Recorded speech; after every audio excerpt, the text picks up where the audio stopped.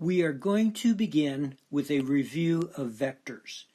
You have encountered vectors in many courses.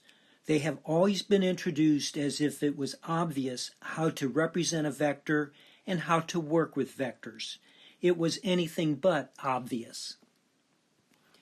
With Isaac Newton, a whole host of vectorial entities entered into physical science, but not the concept of a vector. There was force, velocity, and acceleration. From 1790 to 1850, there were more than 10 vector systems introduced. I am so comfortable and familiar with our modern-day representation of vectors that I can't even think of how else we would do it. By the middle 1800s, the most popular system was something called quaternions, and this was something that was a combination of a scalar plus a vector. Quaternions were invented by William Rowan Hamilton. Hamilton is probably Ireland's most famous scientist. He developed a reformulation of Newtonian mechanics, which is now referred to as Hamiltonian mechanics, and it was important in the development of quantum mechanics. Our modern system of vector representation and analysis was independently developed by Josiah Gibbs at Yale and Oliver Heaviside in London. Since Gibbs and Heaviside's system of vector representation and analysis was conceptually simpler and notationally cleaner, it displaced the use of quaternions over the period of 1880 to 1910. Quaternions still have some niche applications, such as in describing spatial rotations. Much later in the course, we'll see that Heaviside used his vector system to recast the 20 equations that James Clerk Maxwell used into the 4 equations we refer to today as Maxwell's equations. So our modern vector system that is always presented as if it was obvious took over 100 years to develop. A scalar is a quantity that only has a magnitude. Examples of scalars are volume, temperature, electric potential, speed, charge, current, and energy.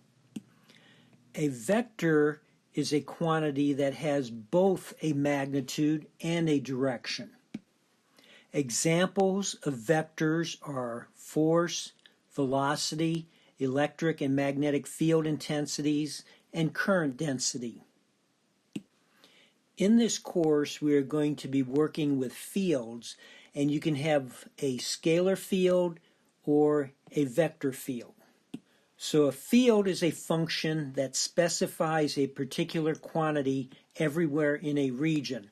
So for instance, we could have an electric potential field, which is a scalar field, or an electric field intensity, which is a vector field. We will represent a vector with an arrow, and the length of that vector will be the magnitude, and of course the direction it's pointing will be the direction of the vector.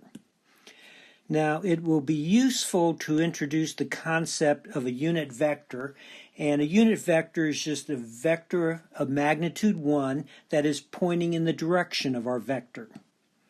So we can represent our vector as the magnitude times our unit vector, a hat. And I will write that vector as a with an arrow over it. In text, such as your book or on an exam, the vector won't be represented with an arrow on top, but it will be represented as a bold quantity. Now, the negative of a vector we will think of as a vector of the same length but pointing in the opposite direction. So if this is vector A, this would be vector minus A. If I draw a series of lines like this, it will be signifying a vector field which is pointing to the right. Sometimes I'll want to represent a vector field coming out of the page, and I will signify that with dots like this. If I want to signify a vector field going into the page, I will do that with X's. To remember this, think of an arrow. If the arrows are coming at you, you see the points signifying the vector field is coming at you. If the arrow is going away from you, you see the tail feathers. So the X's represent the vector field going into the page. Let's apply a force of 5 newtons to some object and let the direction of that force be in the A hat direction. So this object will accelerate given by the force is equal to the mass times the acceleration. Let's set up an XY coordinate system such that this rectangle has the force as its diagonal. This side of our rectangle will be of length 4, and this side of our rectangle will be of length 3. A sub x is the unit vector pointing in the positive x direction, and A sub y is the unit vector pointing in the positive y direction. You would find that you would get the same acceleration for the object if you simultaneously applied 4 newtons in the x direction and 3 newtons in the y direction as you did from applying 5 newtons in the A hat direction. That means Fx plus Fy is equivalent to F. This gives us a method of representing a vector by its components in the x and y directions. Since the magnitude of F will be the length of this diagonal, we can use the Pythagorean theorem for this right triangle here, where the diagonal is the hypotenuse, F sub x is one side, and F sub y is the other side to find F. So F is going to equal the square root of F sub x squared plus F sub y squared. If we are working in 3 dimensions, then we would also have a z component. And the magnitude would be the square root of F sub x squared plus F sub y squared plus F sub z squared. If you want to find the unit vector in the direction of the force vector, you just take your force vector and divide by the magnitude of the force vector. Let's look at 2 vectors that are not parallel and the angle between them is something other than 90 degrees. If these are force vectors applied to an object, we would see some acceleration for that object. We think of the sum of vector F1 plus F2 as the vector we could replace F2 and F1 with and observe the same acceleration. If we form the parallelogram where F1 and F2 are the 2 sides of the parallelogram, then the diagonal turns out to be the vector you could replace F1 and F2 with and get the same acceleration for this object. So here we have a graphical method for summing 2 vectors. Another way to think of this graphical addition of 2 vectors is with this triangle right here. So we place F1 and then we place the tail of F2 at the tip of F1, and the third side of the triangle would be F, the sum of F1 plus F2. Now that we know how to graphically add 2 vectors, let's look at how we would mathematically add 2 vectors. Here we have our XY coordinate system. So this distance right here will be the x component of F sub 2. This distance will be the x component of F sub 1.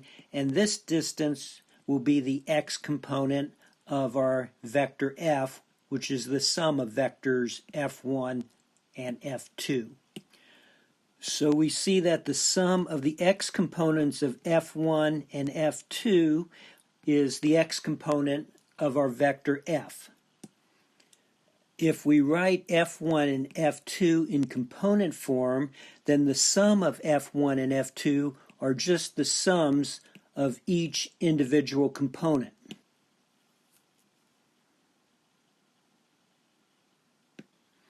Let's look at how we would think of subtracting two vectors. Here we have vector A and vector B. If this is vector B, then vector minus B would be this vector. Same length, but pointing in the opposite direction. We will think of A minus B as adding to vector A the vector minus B. So our graphical technique, we would add minus B to A to obtain A minus B. Here we have B in component form.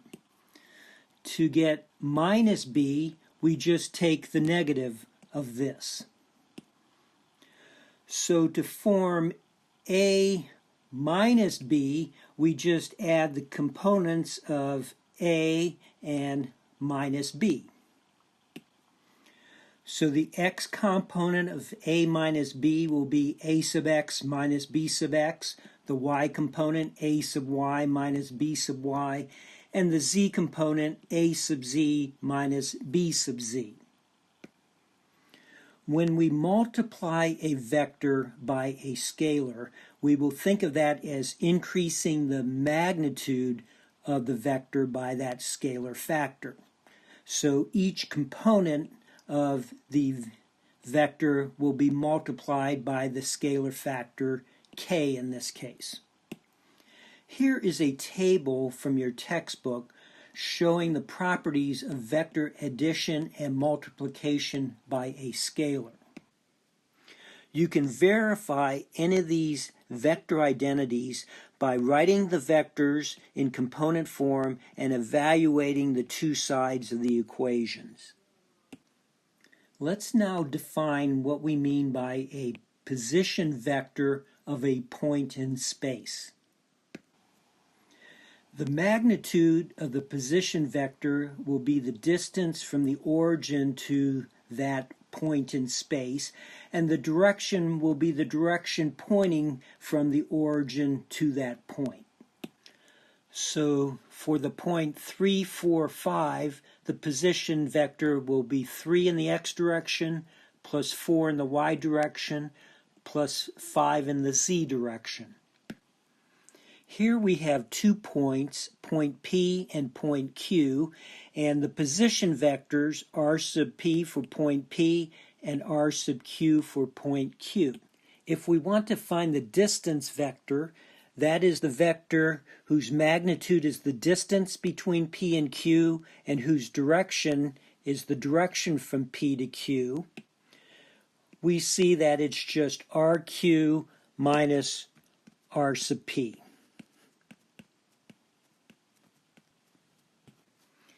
We'll find position vectors are useful when we want to find the electric field intensity when we have multiple point charges.